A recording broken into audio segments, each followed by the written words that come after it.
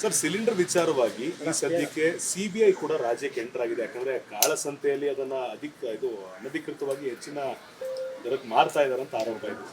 ಇಲ್ಲ, ಈಗಾಗಲೇ ನಮ್ಮ ಡಿ ಜಿ ಅವರು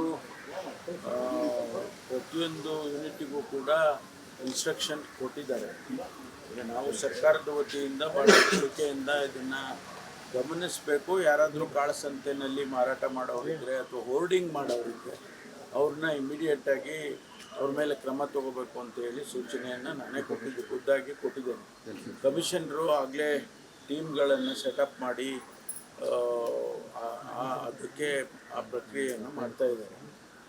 ಕಾಳಸಂತೆಯಲ್ಲಿ ಹೋರ್ಡಿಂಗ್ ಮಾಡಿ ಹೆಚ್ಚು ಬೆಲೆಗೆ ಮಾರಾಟ ಮಾಡೋದನ್ನು ಖಂಡಿತವಾಗಿ ನಾವು ಮಾನಿಟ್ರ್ ಮಾಡ್ತೀವಿ ಮತ್ತು ಅವ್ರ ಮೇಲೆ ಕ್ರಮ ತಗೊಳ್ತೀವಿ.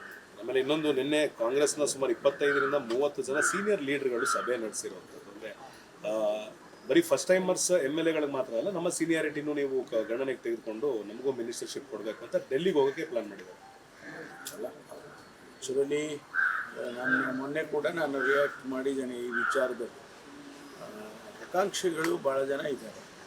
ಪ್ರತಿಯೊಬ್ಬರಿಗೂ ರಾಜಕಾರಣಕ್ಕೆ ಬಂದಂಥ ಸಂದರ್ಭದಲ್ಲಿ ನಾನು MLA ಆಗಬೇಕು, MLA ಆದಮೇಲೆ ಮಂತ್ರಿ ಆಗಬೇಕು, ಮಂತ್ರಿ ಆದಮೇಲೆ ಇನ್ನೊಂದು ಆಗಬೇಕು, ಈ ಥರದ್ದು ಅವರ ಆಸೆಗಳಿದ್ದೇ ಇರುತ್ತೆ.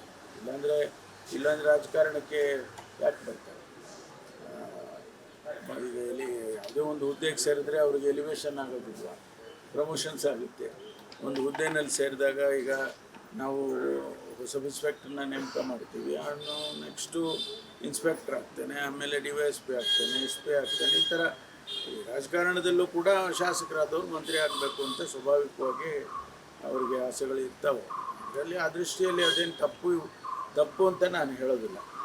ಅವರು ಮೀಟಿಂಗ್ ಮಾಡ್ಕೊಳ್ಳೋದು ಅಥವಾ ಅವರು ಕೇಳ್ಕೊಳ್ಳೋದು, ಹೈಕಮಾಂಡ್ ಅವ್ರನ್ನ ಕೇಳೋದು, ಅದೆಲ್ಲ ನಡೀತಾ ಇರುತ್ತೆ. ಇದೆಲ್ಲ ಒಂದು ಪೊಲಿಟಿಕಲ್ ಸಿಸ್ಟಮ್ನಲ್ಲಿ ಒಂದೊಂದು ಪ್ರಕ್ರಿಯೆ ನಡೀತಾ ಇರುತ್ತೆ.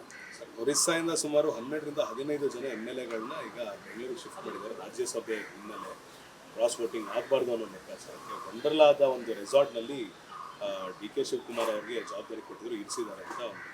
ಆಮೇಲೆ ಒಂದಿಷ್ಟು ವಿಜುವಲ್ ಕೂಡ ಏರ್ಪೋರ್ಟಿಂದ MLAಗಳ ಹೊರಗಡೆ ಬರ್ತಿರೋದು ಸರ್. ಅಲ್ಲ, ಮಾಹಿತಿಗಳು ಬರ್ತಾ ಇದ್ದಾರೆ ಅಂತ ಮೊದಲು ಮಾಹಿತಿ ಇತ್ತು ನನ್ನ ಹತ್ರ. ಆದರೆ ಈಗ ಅವ್ರು ಬಂದಿರೋದು ಮತ್ತು ಅವರ ಪರ್ಪಸ್ಸು ಅದೆಲ್ಲ ಬಹುಶಃ ನಮ್ಮ ಅಧ್ಯಕ್ಷರೇ ಅದನ್ನು ಮಾನಿಟರ್ ಮಾಡ್ತಾರೆ.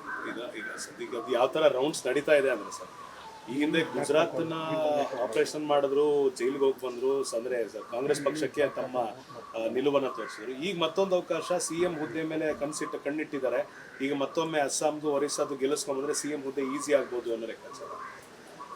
ಅದೆಲ್ಲ ಹೈಕಮಾಂಡ್ನವರು ಏನು ಇನ್ಸ್ಟ್ರಕ್ಷನ್ಸ್ಗಳು ಕೊಟ್ಟಿರ್ತಾರೆ, ಯಾರ್ಯಾರಿಗೆ ಏನೇನು ಇನ್ಸ್ಟ್ರಕ್ಷನ್ಸ್ ಕೊಡ್ತಾರೆ, ಅದ್ರ ಮೇಲೆ ಆ್ಯಕ್ಷನ್ಸ್ಗಳು ಆಗ್ತಾ ಇರ್ತವೆ. ಅವರೇನಾದರೂ ನಮ್ಮ ಅಧ್ಯಕ್ಷರಿಗೆ ಅವರಿಗೆ ಸೂಚನೆ ಕೊಟ್ಟು ನೀವು ಜವಾಬ್ದಾರಿ ತಗೋಬೇಕು ಅಂದರೆ ಆ ಜವಾಬ್ದಾರಿ ಅವ್ರು ಮಾಡ್ತಾರೆ. ಮತ್ತೊಂದು ಅಸಮಾಧಾನ ಪಕ್ಷದ ಒಳಗಡೆ ಇರುತ್ತದೆ. ಇಕ್ಬಾಲ್ ಹುಸೇನ್ ಅವ್ರನ್ನ ಆದಷ್ಟು ಬೇಗ ಪಕ್ಷ ಕೈ ಬಿಟ್ಟರೆ ಒಳ್ಳೇದು ಅಂತ ಬೇಳೂರು ಗೋಪಾಲ್ ಕೃಷ್ಣ ಈಗ ಒಂದು 10 ನಿಮಿಷ ಹಿಂದೆ ಕೆಂಗಲ್ ಗೇಟ್ನಲ್ಲಿ ಮಾತಾಡುವಾಗ ಹೇಳಿದ್ದಾರೆ. ಯಾಕಂದರೆ ಯಾವಾಗಲೂ ಪಕ್ಷದ ವಿರುದ್ಧ ಮಾತಾಡ್ತಾ ಇರ್ತಾರೆ, ಪಕ್ಷದ ಸಿದ್ಧಾಂತಗಳನ್ನು ಪಾಲಿಸ್ತಾ ಇಲ್ಲ, ವ್ಯಕ್ತಿಗತವಾಗಿ ಮಾತಾಡ್ತಾರೆ ಅಂತ ಬೇಸರ ಹೊರಹಾಕಿದ್ದಾರೆ.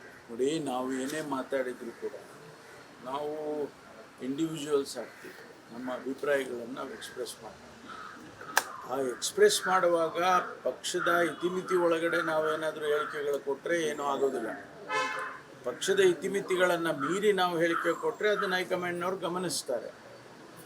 ಯಾವ ಸಂದರ್ಭದಲ್ಲಿ ಅದನ್ನು ತೆಗಿತಾರೆ ಅಂತ ಹೇಳಿದರೆ ನಮ್ಗೆ ಗೊತ್ತೇ ಆಗೋದಿಲ್ಲ.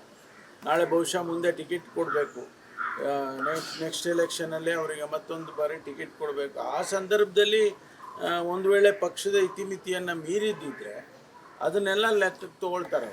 ಸ್ಕ್ರೀನಿಂಗ್ ಕಮಿಟಿ ಕೂತ್ಕೊಳ್ಳುವಾಗ ಏನ್ರಿ ನೀವು ಈ ರೀತಿ ಮಾಡಿದ್ರಿ, ನೀವು ಹಿಂದೆ ಎಲ್ಲ ಪಕ್ಷದ ವಿರೋಧವಾಗಿ ಮಾತಾಡಿದ್ರಿ ಅಂತ ಹೇಳಿ ಅವೆಲ್ಲ ಬರ್ತವೆ. ಅದಕ್ಕೆ ಇಂಡಿವಿಜುವಲ್ಸ್ ಆಗಿ ಸ್ಟೇಟ್ಮೆಂಟ್ಗಳು ಕೊಡೋದು, ಅವರ ಅಭಿಪ್ರಾಯಗಳನ್ನ ಹೇಳ್ತಾರೆ ಅಷ್ಟೇ. ಕ್ಷಣ ಕ್ಷಣದ ಸುದ್ದಿಗಳಿಗಾಗಿ ಫ್ರೀಡಂ ಟಿವಿ ಸಬ್ಸ್ಕ್ರೈಬ್ ಮಾಡಿ, ಲೈಕ್ ಮಾಡಿ ಹಾಗೂ ಫಾಲೋ ಮಾಡಿ. ಹೊಸ ಸುದ್ದಿಗಳ ನೋಟಿಫಿಕೇಶನ್ಗಾಗಿ ಬೆಲ್ ಐಕಾನ್ ಮೇಲೆ ಕ್ಲಿಕ್ ಮಾಡಿ.